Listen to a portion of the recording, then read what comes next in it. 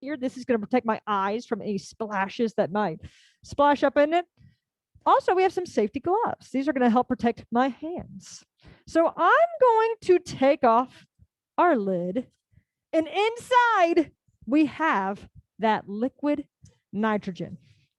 I'm going to carefully pour it inside our beaker right here, and hopefully we can see something cool. This is your opportunity to ooh and ah. Ooh. Ah. That is right. We have liquid nitrogen. Now, you're probably thinking it might look like water or something, but it is this colorless liquid and it is boiling. I like to say it is boiling mad. It does not want to be in the 70-degree room whatsoever. And there's a lot of fog that's coming out of it. It's changing from a liquid and evaporating, changing into a gas very, very quickly right before our eyes. And the temperature of it is, get ready for this, negative 321 degrees Fahrenheit. You can remember that by saying just 3, 2, 1 on the negative end of the spectrum. But I was thinking we could cook with our liquid nitrogen today. It'd be far too dangerous to touch. So today I have a rubber band. It is super duper stretchy. We're going to see what happens to that stretchy rubber band once we put it inside our liquid nitrogen. So you can see it going in there. It is bubbling. It is cold. It is at the bottom. But I'm going to use my tongs here to take it out, put it on the table. Let's see what happens. If you blink, you might miss it. Get ready. Wow. I just put a little bit of pressure on it. And looky here. Here's just some of it. We broke that into a bunch of tiny pieces. Why in the world did that happen? Well, I'll have another balloon or another rubber band to show you. So remember, this thing is super stretchy. It's got a polymer. And a polymer is going to be these chains, these links of molecules, which make up everything. And they can bend, they can twist, they can manipulate. And we're going to put it inside of that liquid nitrogen. It's so cold right now that that super stretchy rubber band doesn't even want to move anymore. So when we take it out, we can put just a little bit of pressure on it and it's going to break. Let's try it one more time. It completely broke. So here's a bigger piece of it. You can see all that fog coming off of it, how cold it was. And slowly but surely, it is going to get warm enough to where you can stretch it once again. How neat is that? Oops, I'm going to have it fly over there. But I wanted to show you something else really cool. Over here, I've got a balloon. Who loves balloon animals? I love balloon animals. And maybe I can make one real quick right here, right now. Okay, let's see what I can do.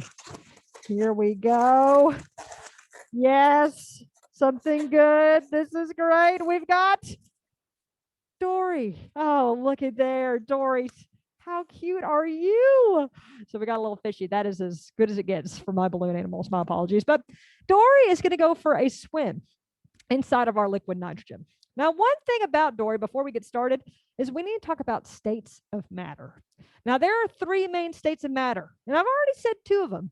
One is going to be the air around us as an example of a gas. So we have gas, of course. We also have liquid, which is an example of liquid nitrogen or the ocean water. The last one is going to be a solid, something really hard like this table. Now, inside this balloon, we have air, which is an example of a gas. So we're going to see what happens to that gas once we put our buddy Dory inside of that liquid nitrogen. So let's go for a swim, Dory. Head first. Here we go. What's going to happen to you? Oh, okay. It's actually a lot easier to push down. Why is that? Whoa, looky here. Do y'all see? Our balloon, Dory, is crumpling up like a piece of paper. It is fitting completely inside that liquid nitrogen. Now, you might be thinking, was there a hole in there? Was it punctured in some way to let all that air out? That is not what happened. It actually, as soon as it hit that negative 321 degree Fahrenheit liquid nitrogen, all of those molecules, everything that makes up the world, In a gas, they actually go all over the place. But once it gets cold, they come close together, changing from a gas to a liquid. And a liquid takes up a lot less room than a gas. So we can see that it's crumpled up like a little piece of paper inside there. But if we take it out, what's going to happen to that liquid? Let's find out. Okay, here we go. So it's moving a little bit. Whoa. Okay, looky here. You can see it's kind of getting big right there. Oh, I can see, Dory, you're forming again. Looky there. Come on, Dory, you got this. Look at Dory. She can swim again. Good job. Now you can find Nemo. Woohoo! But as soon as we took her out, we could see that all of those molecules expanded once again, or moved all over the place, and were able to turn from a liquid back into a gas, back into Dory. How fun. Okay, I'm going to set her to the side. And the next thing I'm going to show you is this. I have a ball pit ball. I know we probably haven't played with these in a while, but this ball pit ball is made of plastic. Is it bouncy is the question? Kind of. It has a little bit of a bounce to it, but we're going to see what happens when we put it inside the liquid nitrogen. We know what happened to the balloon. It shrunk and then it got right back up again. Will that happen to the ball pit ball? Now think, it's a little bit more rigid. It's a little bit harder. So let's see what happens. Let's see what the difference is. So it's inside of our beaker. I'm sauteing it in that liquid nitrogen. Remember, the temperature of it is negative 321 degrees Fahrenheit. Super, super duper duper cold. And I'm going to put on a glove right now because it's not shrinking. So we're going to actually put it in the palm of my hand in my glove. We're going to see what happens this time. It's got to be the perfect temperature. Going to make it a little bit colder. I'm going to put a little bit of pressure on it with my tongs this time. So let's see. Here we go. Let's try it out. And wow, I think I hit our camera woman's head there with some pieces. That was crazy. But looky there, we completely shattered that ball pit ball. That was crazy. That was a big one. We have both of our camera people laughing there. So it is super, super cold as well right now, but actually it's kind of fine to touch. Just after a few seconds, they're warmed right back up again. And our ball pit ball imploded. The reason why it didn't do the same thing as our balloon, it didn't shrink, is because that plastic is a little bit more rigid. So inside, all of those molecules were wanting to come together, change to a liquid, but the outside was becoming more and more brittle. So weak that we put just a little bit of pressure on it. And then, of course, it made a little tiny pieces just like that. Okay, I'm going to set it down. And I'm just going to clean that up later. We'll have a nice mess to clean after this.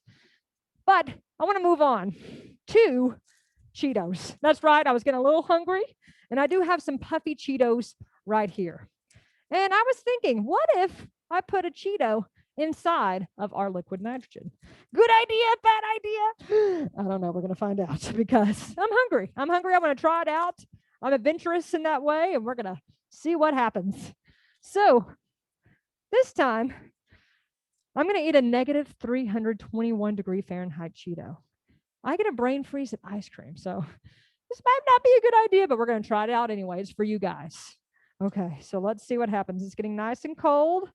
I'm going to set it out. I'm going to put down my mask for just a second so we can see what happens. Hopefully you don't laugh. So I'm just warning you, try not to laugh. Here we go.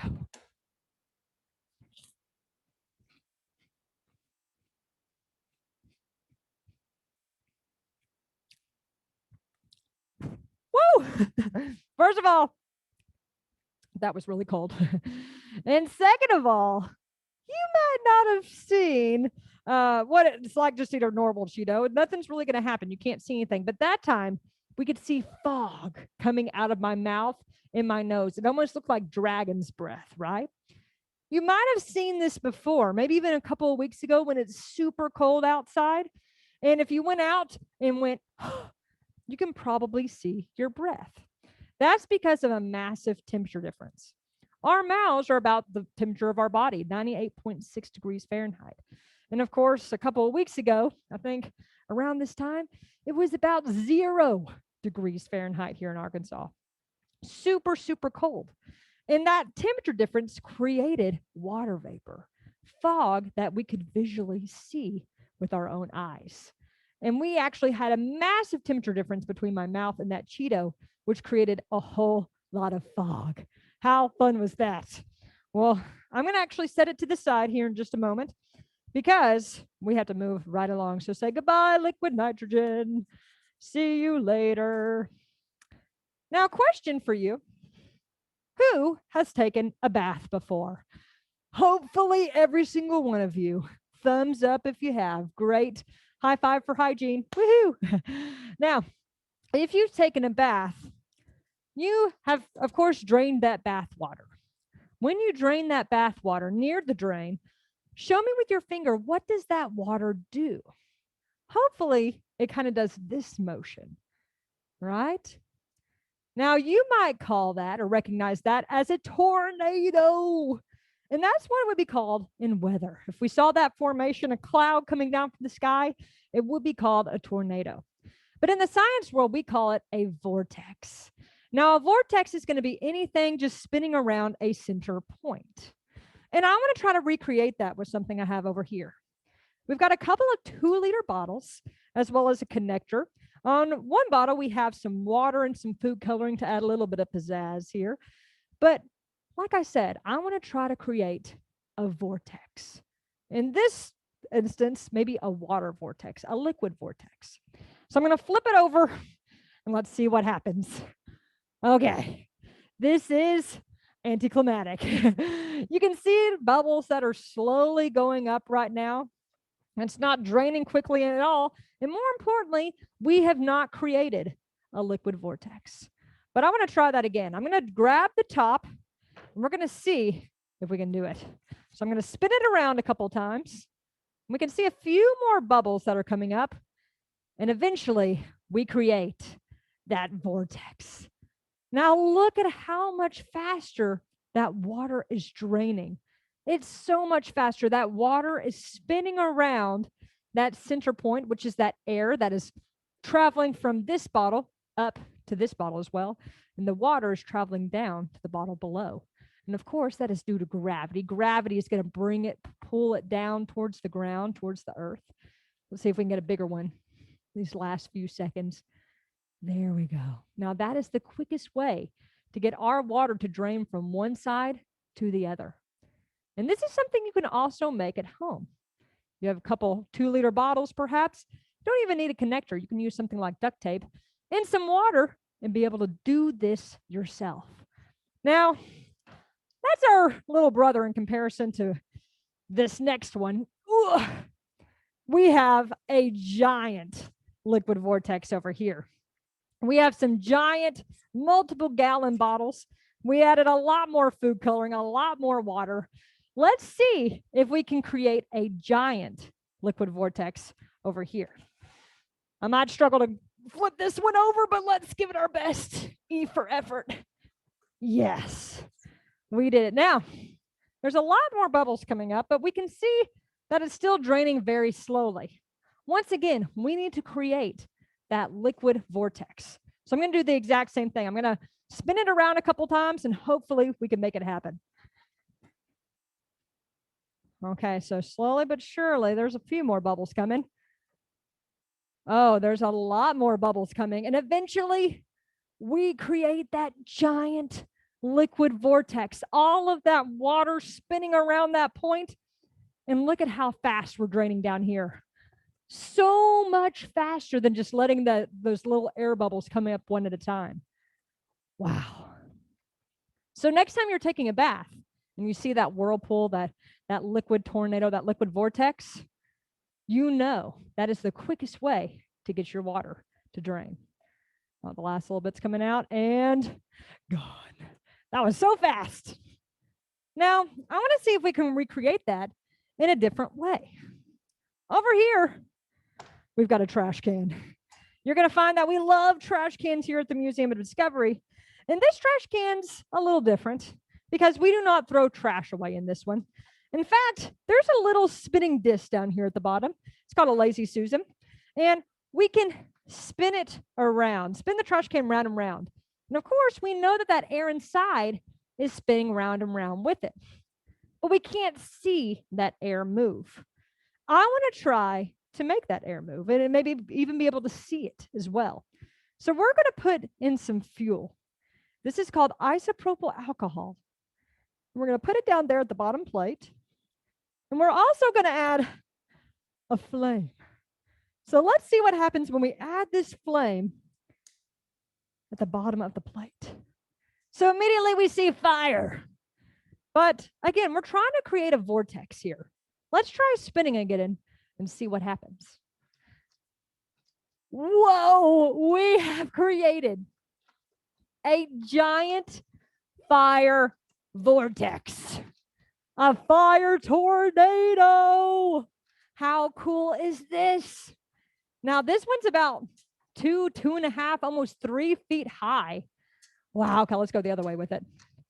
There we go. All of that air spinning around with that fire at the bottom plate is creating that tornado, that fire vortex. Now, this is also something that happens all the time around the world. California has had some wildfires in the past year, and when the wind has been just right, it can create a fire tornado. There have been some that have been reported as high as 2 miles. That would be terrifying to see a 2-mile high fire tornado. But fortunately, we probably haven't seen one. Hopefully you haven't seen one, but we can see it in a cool, fun, and safe way in our awesome science show. Now, fire is extremely dangerous. We are very well trained here at the museum, but make sure, of course, there's some things that you can try out at home. Anything with fire is make sure do not try it at home, especially without parent supervision. But how cool was that to see? Now, like I said, we love trash cans at the Museum of Discovery, and I have another one right here. This one's a little bit different. It actually has this rubber sole at the top, so you can't throw anything away. I can beat it like a drum, create a sick beat perhaps. But on the other side, I have a hole, and it's in the shape of a circle. My goal is going to be to take all the air that's in this trash can and try to push it out of this hole. Maybe we can create an air cannon. So I'm going to put the shoulder strap on, and over here, I have set up some cups. Now, with these cups, we're going to try to knock them down. If this truly is an air cannon, if we can truly push out that air, maybe we can knock down these cups. Okay, here we go. Let's see. Drum roll, please. And got a few down, and oh, one more. We got it. Yeah, there we go. And I can just kind of sweep with them now. It is truly an air cannon. We pushed all the air out of this hole to create ourselves an air cannon. Now, we couldn't see that air move, right? But what if we could? Well, over here, I have a fog machine. I'm going to put it right up here on the stand. And I'm going to put just a little bit of fog inside of our trash can. And maybe this time we can see what happens when we try again. Okay, let's see what happens. I'm going to go right towards the light. Oh, wow. We see something very different. We actually see some rings. Looks like smoke rings, right? Now, in the science world, we call this donut, this Cheerio shape, a toroid. So next time you go to the donut shop, you can ask for a toroid with sprinkles on top, see what they say. They'll probably look at you weird, but that's okay. You know, a fancy scientific word for a donut. And this isn't just any air cannon, any toroid that we're creating. We're actually creating vortexes, vortices. And if you look very carefully at one, it's rotating on every part of that circle. So it's rotating in every part, creating another type of vortex. Now I'm just going to pummel our camera person, Keesha, back there. Get ready. Now let's see if I can get one last good one. You can see it nice and up close. Perfect. Now, this is something you can also try at home as well. You don't need something like a trash can. You can even use something a little simpler like a cardboard box. If you tape up all the sides, make a hole at one end, you can hit the sides of it and create an air cannon. And if you have something like us, like this fog machine, you can be able to see that air move in the form of those toroids, those donuts, that Cheerio shape. And now that we know, this is not just an air cannon, this is in fact a vortex cannon. How cool was that? Now, I do have one last demonstration up my sleeve for you guys. And we need to go back to something we talked about a little bit earlier. What we need to go back to is going to be liquid nitrogen. So I'm going to grab a few things right over here. I'm going to grab my beaker that I had, my safety gloves. When grabbing my beaker, we have created a lot of condensation since I've touched it last. And it's not just like when our cup wets or it's kind of slick on the outside from that condensation. It's in the form of snow. So if I'm rubbing it off, we have a lot of snow coming off. I know you're probably thinking we saw a lot of snow a couple of weeks ago. We don't need to see any more, but we love snow here at the museum. How fun is that? Okay, so I'm going to grab something else. I have a pitcher, some metal pitchers over here, and I'm going to pour the rest of our liquid nitrogen inside there.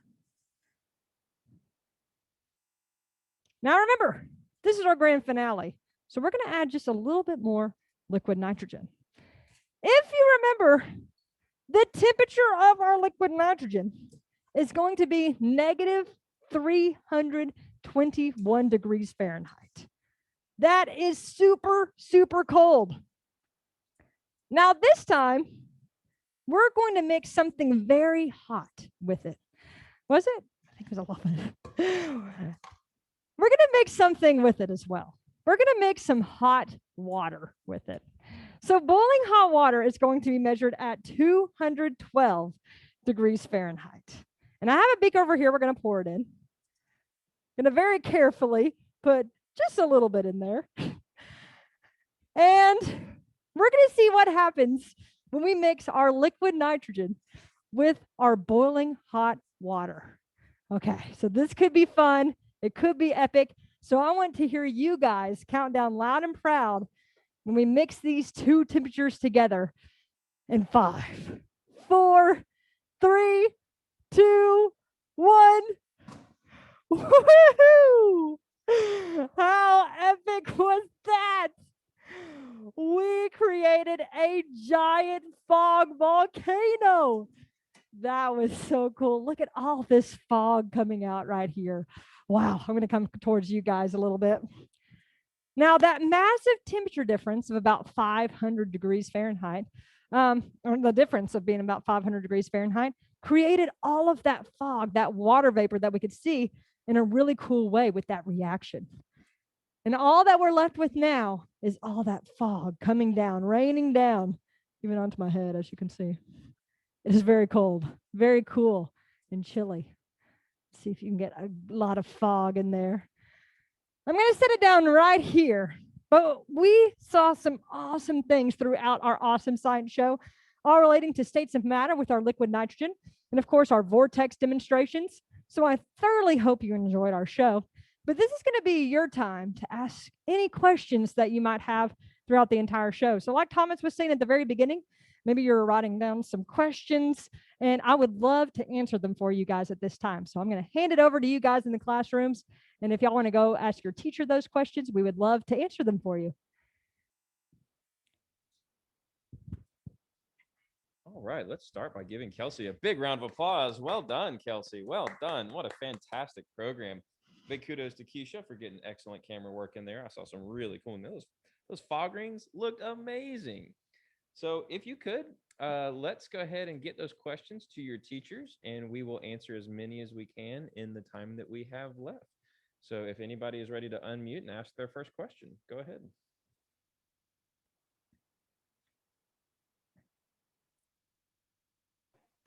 We have one if you could breathe in that smoke, was it poisonous? Oh, could they breathe in that smoke? So the actual liquid nitrogen itself is going to be dangerous. If you're actually inhaling pure nitrogen, it can be very dangerous. So we have to take definitely precautions. We have a big room right here, so it's able to ventilate. And fortunately, we're not using necessarily a ton of liquid nitrogen. But no, you're not necessarily going to want to sit there and inhale it. But right now, we're just left with water. After that reaction that we created, we just have water all over this table. So there's no liquid nitrogen left even in our pitcher. It's just all water. So it's fine to breathe in now because it's just water. But liquid nitrogen, we want to be very, very careful because it's just going to be pure nitrogen that when it's evaporated. Very good question. And one thing to note is if you have pure nitrogen, that means you're not getting that oxygen. So it's the lack of oxygen that can be the danger when it comes to having that in a room. So that's a good question. So it wouldn't burn our lungs or anything because we breathe that in, but it would deprive us of that oxygen. So bad news. Great first question. And what's our next one?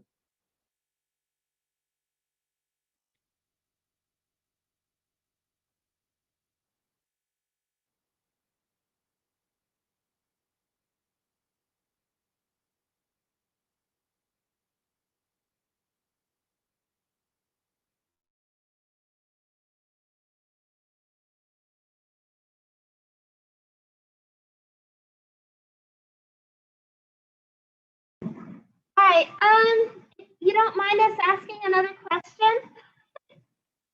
We were all wondering how it was that you could eat the Cheeto after dipping it in the nitrogen. Ooh, good How did I question. eat that Cheeto? That was a very good question. Okay, so I will say I was not necessarily eating something that was truly negative 321 degrees Fahrenheit, nor was I eating anything that had liquid nitrogen in it. When I took it out, as you could see before I put it in, I broke it in half. That allowed all that liquid nitrogen to get in there and escape very quickly. So I was just, by the time it got to my mouth, eating something very, very cold. It was still extremely cold. It's definitely still in the negative temperatures, but probably somewhere in the negative 100 or negative 200 degrees Fahrenheit temperature range. But putting in, it was very, very cold, and I made sure to avoid my tongue. If I had gotten it on my tongue, it kind of would have tasted, or what would have happened, it would have been like I drank really hot coffee. So a really, really hot drink too fast. So you got to let it cool down a little bit. So I made sure just to chew on my teeth. That way it